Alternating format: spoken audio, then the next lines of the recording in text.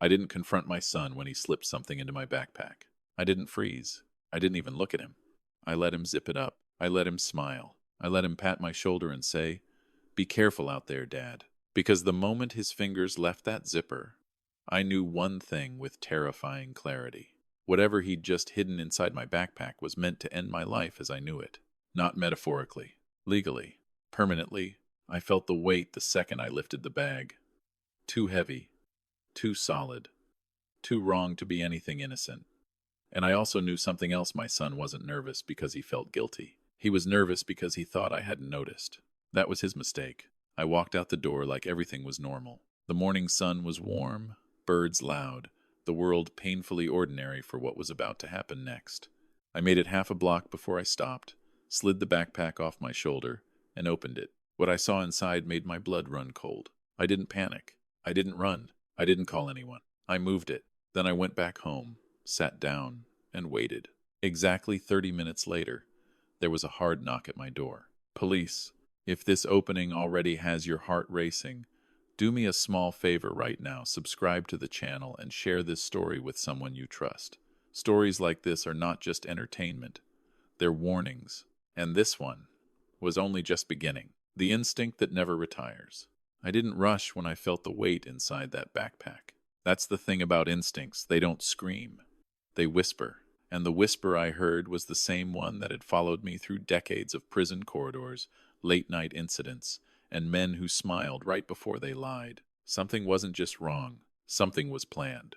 I walked like I always did, past the same row of parked cars, the same cracked sidewalk, the same neighbor who waved every morning without really seeing me. To anyone watching, I was just an aging man out for his routine walk. To my son, I was exactly what he needed me to be: predictable. Half a block away, I stopped. I stood there longer than necessary, pretending to stretch my lower back. My heart wasn't racing. That surprised me.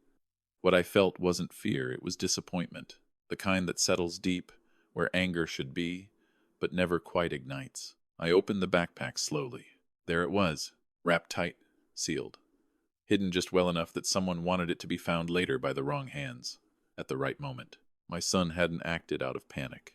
He'd acted with patience. That realization hurt more than what I was looking at. I closed the bag, slipped it back over my shoulder, and turned around. Every step home felt heavier, not because of the weight in the backpack, but because I finally understood something I'd been avoiding for months. The boy I raised was gone. If this story feels uncomfortably real, take a second, share it with someone who might need to hear it, and stay with me.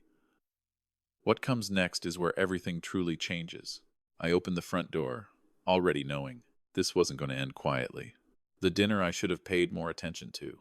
The truth is, this didn't start that morning. It started the night before, at a dinner table that felt far too big for just two people. We were eating takeout cheap Chinese food in cardboard boxes because neither of us had the energy to cook. The TV was on in the background, muted, flickering light across the walls where my wife's photos still hung. Ethan barely touched his food. He kept stirring the noodles, lifting them, dropping them back into the box like he was searching for something buried underneath. "Dad," he said finally, without looking up, "I need to ask you something." That alone should have warned me. My son used to ask questions head on. This version of him circled the truth like it might bite. I waited. "I need some help," he said. "Just temporarily." "How temporary?"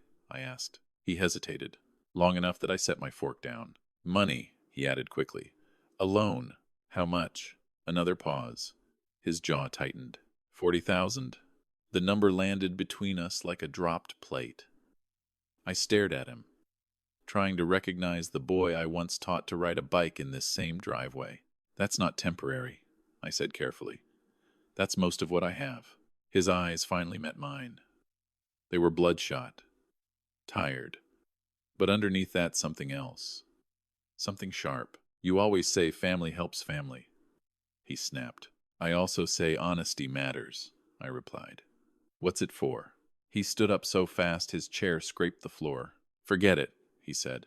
"I'll handle it." He stormed down the hall and slammed his bedroom door. I sat there alone, staring at untouched food, telling myself he was just stressed.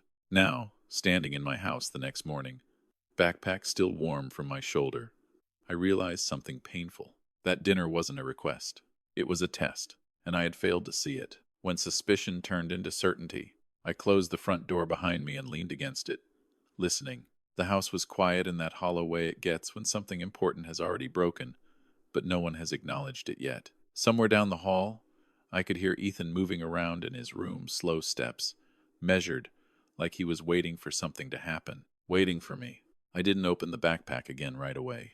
I set it on the kitchen table instead, right where my wife used to stack the mail.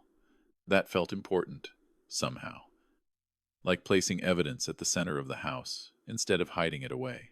I poured myself a glass of water. My hand didn't shake. That scared me more than if it had. I'd spent most of my life dealing with men who made bad decisions. Some were reckless, some were desperate, but the dangerous ones, they were calm, organized, certain someone else would pay the price. That was what finally clicked. If Ethan had just wanted money, he would have begged harder. If he'd been panicking, he would have rushed. But what he'd done that morning, slipping something into my backpack with practiced ease that wasn't panic, that was confidence. I walked down the hall and stopped outside his bedroom door. I didn't knock. I didn't eavesdrop openly. I just stood there long enough to hear his voice. Low, focused. "Yeah," he said into his phone. "It's already in motion." A pause. "No, he has no idea." Another pause, then a short laugh. Not nervous, relieved. "That's the plan." My chest tightened, not with anger, but with a cold, sinking understanding. This wasn't about borrowing money anymore. This wasn't about addiction or bad luck. My son wasn't asking for help. He was removing an obstacle. And for the first time since he was born, I realized something I never thought I'd have to face. If I didn't act first, I wouldn't walk away from this at all. The decision I couldn't unmake. I didn't burst into his room. I didn't demand answers. I didn't shout his name the way I used to when he was late for school. Because once you understand the shape of a trap, the worst thing you can do is step into it loudly. I walked back into the kitchen and sat down at the table. The backpack rested there between us and the past, quiet, innocent-looking, like it hadn't already changed everything. I stared at it long enough to feel the weight of the years press down on me, the scraped knuckles from teaching him to throw a ball, the nights I stayed up waiting for him to come home, the promises I made to his mother that I'd always protect him. Protection, I realized, had limits. I opened the backpack again.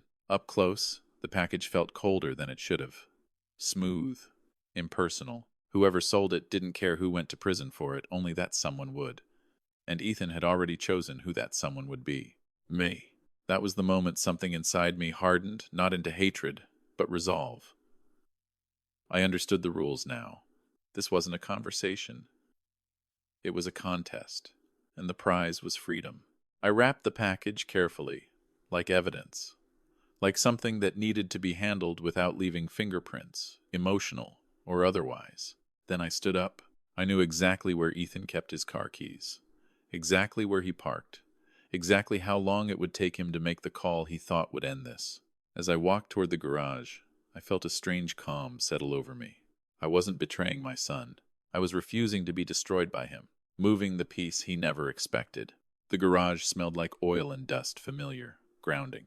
Ethan's car sat exactly where it always did, angled slightly to the left because he never bothered to straighten the wheels. I stood there for a moment, listening to the faint hum of the refrigerator inside the house, the ordinary sounds of a morning that felt anything but ordinary. I didn't rush. I opened the trunk. Inside were the small details of a life still pretending to be normal jumper cables. I bought him years ago, an old hoodie, a gym bag that hadn't been used in months. I lifted the bag slowly, unzipped it, and looked inside. Empty. Perfect. I placed the package deep inside, beneath clothes that still smelled faintly of detergent and sweat. I positioned it so it wouldn't fall out, but also wouldn't be hard to find if someone looked closely. Then I zipped the bag shut. That part mattered. Traps fail when they look staged. I wiped my hands on a rag and closed the trunk. The click echoed louder than it should have, final, in a way that made my chest tighten. I stood there for a second longer, staring at the car. This was the same vehicle I'd helped him buy, the same keys I'd handed him with pride. Now it held the truth he thought he'd buried in my life. Back inside, I returned the backpack to its place by the door. Nothing about it looked different. That was the point. I sat down in my chair and waited. Not anxiously, Not angrily, patiently, because I knew my son well enough to understand one final thing. He wouldn't be able to stop himself from making the call. The call I knew was coming. I didn't have to wait long. I was halfway through a cup of coffee when I heard Ethan's bedroom door open. His footsteps were lighter than usual, almost careful, like he didn't want the house itself to notice what he was about to do. I kept my eyes on the television. An old morning show droned on about weather and traffic. Normal life. A cruel contrast. Ethan stopped in the hallway. I could feel him there without looking, standing still, listening, making sure I was distracted. Then I heard the soft tap of his phone screen and the shift in his voice when he spoke. Not loud, not whispering either. Controlled? Yes, he said. I'm ready. A pause.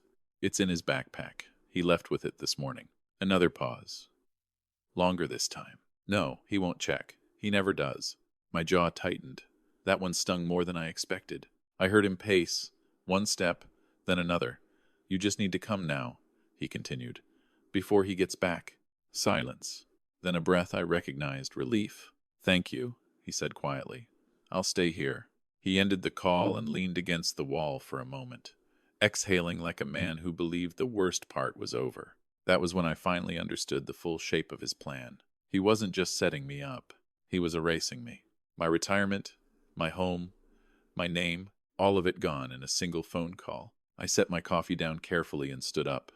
Outside, somewhere down the street, sirens wailed faintly, getting closer. When the door finally opened, the knock wasn't polite. It wasn't curious. It was firm, deliberate, and final, the kind of knock that doesn't ask if you're ready, only if you're home. Ethan stiffened in the hallway. I stood up slowly from my chair, giving my knees time to cooperate, my face carefully neutral. I'd seen this moment from the other side too many times to mistake it for anything else. Dad, Ethan said, forcing concern into his voice. Someone's at the door. I hear it, I replied calmly. I walked past him, close enough to smell his cologne too strong for a weekday morning. His eyes flicked to my backpack by the door. Still there. Still zipped. Still innocent looking. Good. I opened the door. 2 uniformed officers stood on my porch, hands resting near their belts.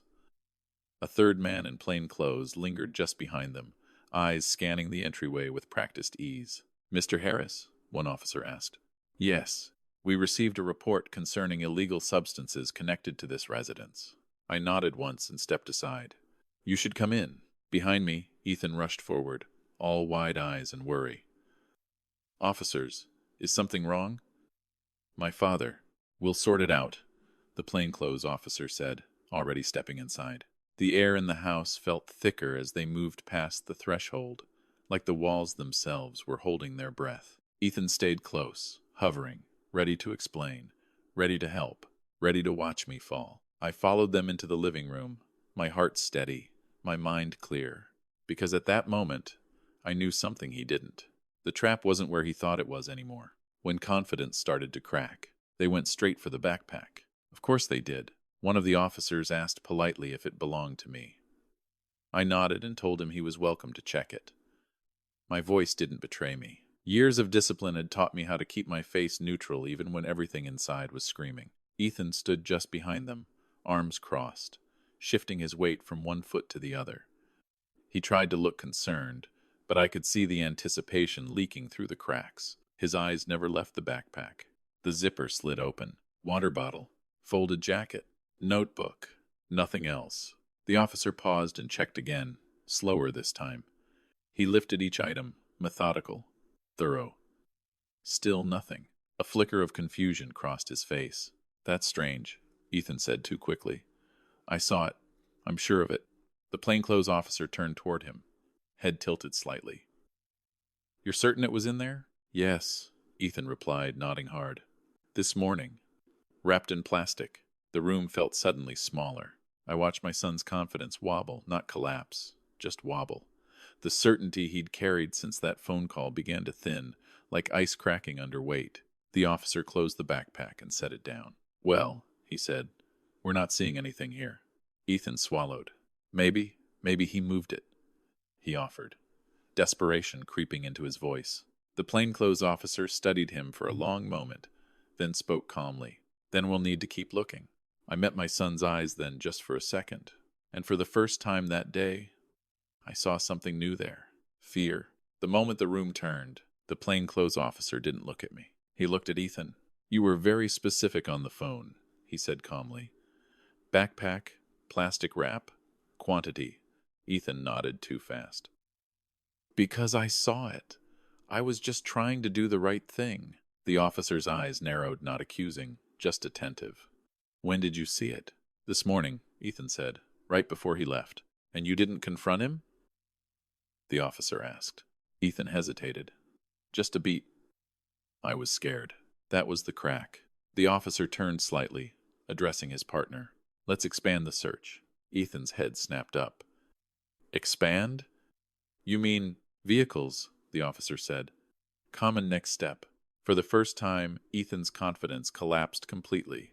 His face drained of color, and his mouth opened like he wanted to say something, anything, but no sound came out. "My car?"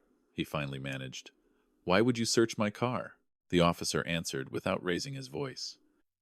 "Because you reported a crime with a high degree of certainty.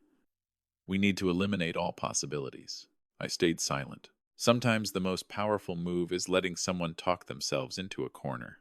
As the officers headed toward the garage, Ethan glanced at me. Not with anger. Not with hatred. With panic. If you're still here with me right now, take a second, subscribe to the channel, and share this story. Not because of me, but because moments like this remind us how quickly trust can turn, and how important it is to recognize the signs before it's too late. The garage door creaked open, and that's when everything finally fell apart. When the truth surfaced, the officer unzipped the gym bag. He didn't rush. He didn't hesitate. His hand went in, then came out holding the package. Plastic, white powder, sealed tight. The garage went silent. Ethan took one step back. "That's not mine," he whispered, voice cracking. "He put it there. He's trying to frame me." The officer looked at him steadily. "Then explain something for me." He held up the package. "Why did you tell us to look in your father's backpack and not your car?" That's when Ethan broke, and that's when I knew it was over. After the handcuffs closed, the sound of the handcuffs was quieter than I expected. A soft metallic click. Final, almost polite. Ethan didn't resist. He didn't shout anymore. The fight drained out of him the second the cuffs locked around his wrists, like someone had pulled a plug and let everything inside leak out onto the concrete floor. He looked smaller standing there in the garage. Younger. For a split second, I saw flashes of the boy he used to be, the one who used to sit on my shoulders at parades, the one who cried when he scraped his knees, the one who called for his mom when he had nightmares. Then the officer gently guided him toward the patrol car, and that boy vanished again. Ethan didn't look at me as they led him away. That hurt more than if he had. The garage felt unnaturally quiet once the engines started and the cars pulled away. The door remained open, letting in cold air that smelled like oil and morning dew. I stood there alone, hands at my sides, unsure what to do with them now that the danger had passed. One of the officers stayed behind to take a statement. He asked questions in a calm, professional voice, like this was just another case file. To him, it probably was. To me, it felt like the end of a life I thought I understood. When the officer finally left, I closed the garage door and leaned against it. I didn't cry. I didn't feel relief. I just felt empty, and I knew this emptiness was going to follow me for a long time. The courtroom didn't feel like justice. Courtrooms are colder than they look on television. The benches were hard. The air smelled faintly of disinfectant and old paper. I sat in the back row, hands folded, staring at the seal on the wall like it might tell me how a father ends up here watching his own son stand accused. Ethan wore an orange jumpsuit that didn't fit him right. The color drained what little life remained in his face. When he was led in, shackles clinking softly, he finally looked at me. Just once. There was no anger in his eyes now. No calculation. Just something hollow and frightened, like a child who'd run too far from home and didn't know how to come back. The prosecutor spoke calmly, methodically. Evidence. Phone records. The package. The false report. Each word landed with precision, stripping away every excuse Ethan had clung to. His lawyer talked about grief, about bad decisions, about a young man who lost his mother and spiraled. I didn't interrupt. Both sides were telling the truth. That didn't make either version easier to hear. When the judge asked if Ethan had anything to say, he stood slowly. His hands shook. "I never meant to hurt you, Dad," he said, voice barely holding together. I just didn't know what else to do. I believed him, and I also knew it didn't change anything. The gavel came down. The sound echoed longer than it should have. As they led him away, I stayed seated. Some endings don't feel like justice. They just feel final. The house felt different after that. The house didn't change after the trial. The furniture stayed where it was. The pictures on the wall didn't move. Linda's favorite mug still sat in the back of the cabinet, untouched. But the silence did. It pressed down heavier than before, no longer awkward or tense, just permanent. The kind of quiet that doesn't expect anyone else to walk through the door. I stopped cooking full meals. There was no point. I ate standing up most nights, leaning against the counter, staring out the window at a street that didn't know what had happened inside these walls. Ethan's room stayed closed. I didn't go in. Not out of anger, out of preservation. Some doors, once opened, don't close again. Mail piled up on the table. Legal notices. Bank statements. Letters with his name on them that I didn't open. I stacked them neatly, like organizing paperwork might somehow organize the mess inside me. Sleep came in fragments. I'd wake up before dawn, heart steady but mind restless, replaying moments I wished I'd handled differently. Not the arrest, not the courtroom, the smaller moments. The dinners I didn't push harder, the excuses I accepted too easily, the instincts I ignored because they were inconvenient. One morning, standing in the hallway, I caught my reflection in the mirror and barely recognized the man staring back. That's when I understood something quietly but clearly. Staying here wouldn't heal me. It would only keep reopening the same wound. And for the first time since everything fell apart, I allowed myself to consider leaving. The day I decided to let it go. I didn't make the decision all at once. It came quietly, spread out over small moments that stacked on top of each other until staying felt heavier than leaving. It was the way I avoided the hallway at night. The way I reached for my phone and realized there was no one left to call. The way the house echoed even when I spoke out loud. One afternoon, I stood in the living room and looked around, not as a man remembering, but as a man measuring what he could carry forward. The couch where Linda and I used to sit. The scratch on the wall from when Ethan was 8 and thought he could move furniture by himself. The marks of a life that no longer existed. I didn't feel dramatic about it. I felt tired, so I called a realtor. She spoke gently, asked if I was sure. I told her I was. When she came by to take photos, I stepped outside and let her do her job without me hovering.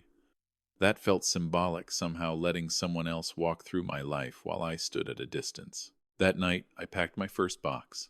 Not everything, just the essentials. Clothes, documents, a few photographs. The rest could wait. As I taped the box shut, I realized something I hadn't expected. I wasn't running away. I was choosing to survive. And for the first time in months, that choice didn't feel selfish. It felt necessary, learning what quiet really means. My new apartment didn't echo. That was the first thing I noticed. It was smaller, tucked against the edge of town, with a narrow balcony that faced a line of trees instead of a street. No memories clung to the walls. No history waited in corners. Just clean space and quiet that didn't accuse me of anything. The first night there, I slept straight through until morning. No dreams, no sudden waking, no replaying moments I wished I could rewrite. I started walking again, this time without a route. Some days I went toward the river. Other days, I just followed sidewalks until I felt tired enough to stop. I learned which cafe brewed coffee strong enough to taste like effort, not comfort. I learned which bench caught the best afternoon sun. Freedom, I realized, isn't loud. It doesn't announce itself. It doesn't celebrate. It just lets you breathe. One afternoon, while sitting alone with a cup of coffee cooling between my hands, it hit me how close I'd come to losing all of this. Not just the apartment or my savings, but the chance to grow old on my own terms. If you're listening right now and this part resonates with you, consider subscribing and sharing this story. Not for numbers, but because someone out there may be standing where I once stood, unsure if choosing themselves is allowed. It is. I still thought about Ethan. Not every day, but often enough. The thoughts no longer burned. They simply existed. And for the first time, I understood something clearly. Healing doesn't mean forgetting.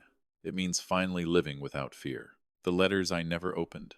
The letters started arriving a month after I moved. Plain envelopes. My name written in handwriting I recognized instantly. Ethan's. Careful. Controlled. Like every word had been practiced before it ever touched paper. I didn't open them. I stacked them neatly on the corner of my desk, telling myself I'd read them when I was ready. Days passed. Then weeks. The stack grew thicker, heavier not in weight, but in meaning. Sometimes, late at night, I'd pick one up and turn it over in my hands. I wondered what he'd written. Apologies, maybe. Explanations. Promises he didn't yet understand he couldn't keep. People like to believe forgiveness is a door you either open or keep shut. The truth is more complicated. Forgiveness doesn't always mean reconnection. It doesn't always mean reconciliation. Sometimes, forgiveness is simply choosing not to let anger follow you into the rest of your life. One evening, as rain tapped softly against the balcony door, I gathered the letters and placed them in a drawer. Not the trash, not the fire, just away. I wasn't rejecting my son. I was protecting the fragile peace I'd fought too hard to earn. I hoped Ethan would change. I truly did. But hope, I'd learned, is not a plan, and love is not a shield against consequences. As I closed the drawer, I felt something settle inside me. Not closure, but acceptance. And for now, that was enough. What love is not. For a long time, I confused love with endurance. I thought loving someone meant absorbing their mistakes, carrying their burdens, and standing still no matter how much damage they caused. I believed that if I held on long enough, loved hard enough, things would eventually correct themselves. That belief nearly cost me everything. Love is not silence when something feels wrong. Love is not sacrifice without limits. And love is not allowing yourself to be destroyed just so someone else doesn't have to face the consequences of their choices. That was the hardest truth to accept. I loved my son. I still do. But love doesn't mean surrendering your life to someone who sees that love as leverage. It doesn't mean ignoring your instincts because acknowledging them would be painful or inconvenient. Real love requires clarity. It requires boundaries. And sometimes, it requires distance. I realized that protecting myself wasn't an act of betrayal, it was an act of respect. Respect for the life I'd built, for the years I had left, and for the version of myself that deserved peace after decades of responsibility. Ethan's choices were his own. So were mine. I didn't stop being his father that day. But I did stop being his shield. And strangely enough, that was the most honest form of love I had left to give. Looking back, without flinching, I don't replay that morning anymore. Not the backpack. Not the knock on the door. Not even the moment everything fell apart. Those memories have settled into place, like old photographs stored away, not erased, but no longer sharp enough to hurt. I look back now without flinching. I see a man who trusted too much, then learned too late but learned nonetheless. I see a father who faced an impossible choice and chose to live with it rather than die from it. Some chapters don't end with forgiveness. They end with understanding. And sometimes, that's the only kind of peace we're meant to have. The life I chose to keep. I still carry that backpack sometimes. Not because I need it, but because it reminds me of the day I chose myself. I walk slower now. I listen more. I pay attention to the quiet moments most people rush past. Morning light on the floor. The sound of coffee brewing. The simple relief of knowing no one is waiting to take something from me. I don't know who my son will become after this chapter of his life. That's no longer something I can control. What I do know is this love that costs you your dignity, your freedom, and your future isn't love, it's surrender. And I'm done surrendering. If you've stayed with me until this moment, I want to thank you not as a viewer, but as a fellow human being who understands how fragile trust can be, especially within family. Now I want to hear from you. Where are you watching from? What part of this story stayed with you the most? Have you ever been forced to choose between protecting someone you love and protecting yourself? Share your thoughts in the comments. This channel isn't just about stories, it's about the things we carry quietly and the courage it takes to put them down. If this story moved you, please subscribe and share it with someone who might need to hear it. You never know whose life might change because they listened one more minute. In the next video, I'll tell another story Different people, different betrayal, but the same hard truth. Sometimes survival doesn't look heroic. It just looks honest. Until then, take care of yourself. And remember, noticing the truth is the first step toward freedom.